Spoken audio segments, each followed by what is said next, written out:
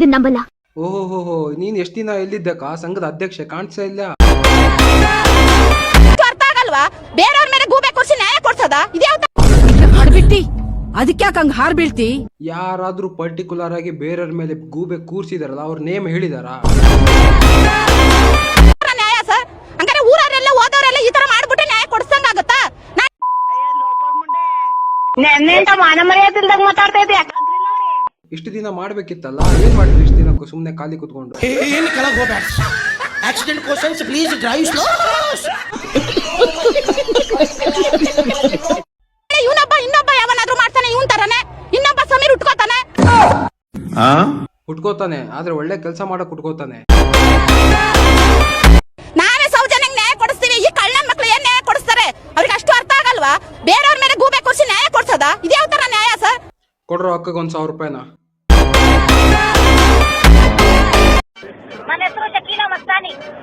ನಿಮಗ್ ತಾಕತ್ತಿದ್ರೆ ಯಾರು ತಿಮ್ರೋಡಿ ಅಕ್ಕ ಎಷ್ಟ್ ದಿನ ಆಯ್ತಕ್ಕ ನೀನ್ ನೋಡಿ ಚೆನ್ನಾಗಿದ್ಯಾ. ಮತ್ತೆ ಇನ್ನೊಬ್ಬ ರಮೇಶ್ ಮಟ್ಟಣ್ಣ, ಸಮೀರ್ ಅನ್ನೋರು. ತಾಕತ್ತಿದ್ರೆ ಓಪನ್ ಚಾಲೆಂಜ್ ಮಾಡ್ತೀವಿ ಸರ್, ಓಪನ್ ಫೀಲ್ಡ್ ಜಾಸ್ತಿ. ನೀನ್ ಹೊಡಿತಿರೋ ಡೈಲಾಗ್ ಅಲ್ಲೇ ಗೊತ್ತಾಗ್ತಿದೆ ಅಕ್ಕ ಯಾವ ರೇಂಜಿಗೆ ನೀನು ಹೋರಾಟ ಮಾಡ್ತಿದೀಯ ಅಂತ. ಈ ಬಡತವಿಂದ ದೇಶ ಉದ್ಧಾರ ಆಯ್ತದ. ಸ್ಟೇಡಿಯಂ ಕರೀತಾರೆ ಬರೀಲಿ ಸರ್, ಗಂಡ್ ಮಕ್ಳೇ ಬೇಡ ಸರ್. ಹೌದೇ ಇಲ್ವಾ? ಗಂಡ್ ಮಕ್ಳೇ ಬೇಡ, ನೋಡಿದ್ರೆ ಗೊತ್ತಾಗ್ತಿದೆ. ನೀನೊಬ್ಳು ನೋಡಿದ್ರೆ ಗೊತ್ತಾಗ್ತಿದೆ. ಗಂಡಸ್ರು ಬೇಡವೇ ಬೇಡ. ನಾವು ಕೇಳೋ ಒಂದೊಂದು ಕ್ವಶನ್ ಉತ್ತರ ಕೊಡ್ಲಿ ಸರ್ ನನ್ನ ಮಕ್ಳು. ಹಡ್ಬಿಟ್ಟಿ ಅದಕ್ಯಾಕ ಹಂಗ ಹಾರ್ ಬೀಳ್ತಿ? ನನ್ನ ಮಕ್ಳು ಚೆನ್ನಾಗಿ ಹೇಳಿದ್ರಿ. ನೀವು ಹೋರಾಟ ಮಾಡೋರು. ಗೊತ್ತಾಯ್ತಾವ್? ನಾವು ಕೇಳೋ ಒಂದೊಂದು ಕ್ವಶನ್ ಕೊಡಿ ಸರ್. ಇವತ್ತು ಮೈಕ್ ಹಿಡ್ಕೊಂಡು ನಮ್ಮ ಮುಂದೆಗಡೆ ಏನ್ ಬಂದಿದ್ದೀರಾ ಸರ್? ಅವ್ರು 3 ಜನ ಮುಂದೆ ಹೋಗಿ ನಿಂತ್ಕೊಳ್ಳಿ ಸರ್ ಎಲ್ರುವೆ. ಅವರೆಲ್ಲ ಮೈಕ್ ಹಿಡಿದು ನಿಂತಿರೋದಕ್ಕೆ ಇಷ್ಟು ದೂರ ಬಂದಿರೋದು. ಇವಾಗ SIT ತನಿಖೆ ಆಗ್ತಾ ಇರೋದು. ಎಲ್ಲಾ ಮೀಡಿಯಾದವ್ರು ಹೋಗಿ ನಿಂತ್ಕೊಳ್ಳಿ ಸರ್.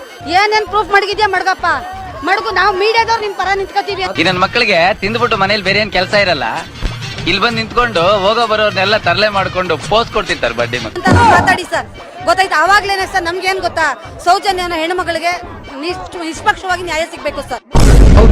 ಅವ್ರೇನಾದ್ರೂ ಗಲ್ಬೆ ಮಾಡ್ಕೊಂಡು ಹೊಡೆದಾಡ್ಕೊಂಡು ಯಾರ ಮೇಲಾದ್ರೂ ಆರೋಪ ಮಾಡ್ಕೊಂಡು ಆತರ ನ್ಯಾಯ ಕೇಳ್ತಿದಾರ? ಇಲ್ಲ ತಾನೇ, ಅವ್ರು ಅದನ್ನೇ ನ್ಯಾಯ ಕೇಳ್ತಿರೋದು. ಸಮಗ್ರವಾಗಿ ತನಿಖೆ ಆಗ್ಲಿ ಸರ್. ಇನ್ನೂ 2 ವರ್ಷ ತನಿಖೆ ಮಾಡಿ ನಮ್ಗೆ ಏನ್ ಬೇಜಾರಿಲ್ಲ. ಯಾಕಂದ್ರೆ ನಮ್ಮ ಪೂಜಾರಿಗಾಗ್ಲಿ ಆ ಘಟನೆಗೆ ನಿನ್ಗೇನ್ ಬೇಜಾರಾಗೋದಿಲ್ಲ. ಇನ್ನು 2 ವರ್ಷ ಅನ್ಕೊಂಡೆ 13 ವರ್ಷ ಬಂತು ಇಲ್ಲಿ.